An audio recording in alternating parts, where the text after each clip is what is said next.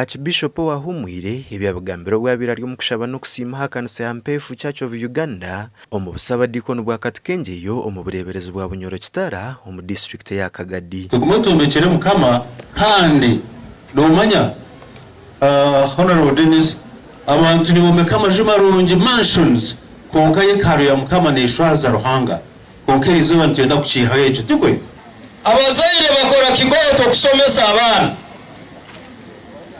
nibaheka abana abo amigongo yabo cyonka abayinyo bamaliriza baburayo Uganda okuti bagaruka.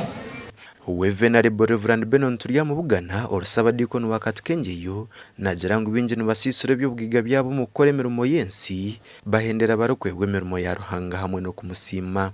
Ebyagohayire bikukonyere kutebeza ki obwire bwo kutebeza enjiri ndobwine Dennis cyonke cyokozere ekyo kukora hano bakutangira na bana ale batera atecyo ekigambe cyorabaza enjiro abakozereki. Dr. Fred Twinomugisha n'omukazi we Perisa tumuhairwe basimire Mukama habwa amagara gabaherize kandi ababebembiro kushoroza sente zo kumariro kwombeka kanisa ya MPF Church of Uganda eyibara kugira ngo niho batungire imigisha yo gukora imirimo yabo kurungi.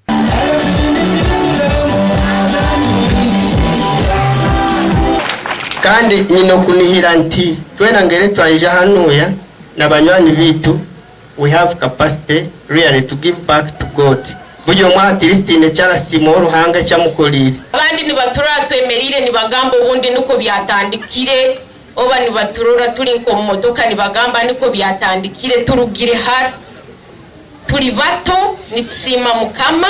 Babanyishengero ba district ya KAGADI bashabira abantu kwejumbira mu program ya parish development model. Muhagire programs za government nka parish development model.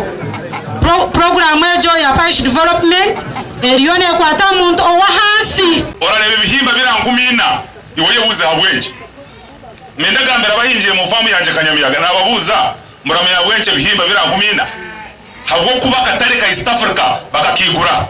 Esente ziri kurenga miliyoni 30 zo shoroziwe okushakare kanisa ya MPF Church of Uganda rukushanga mu town council ya MPF omu district ya KAGADI.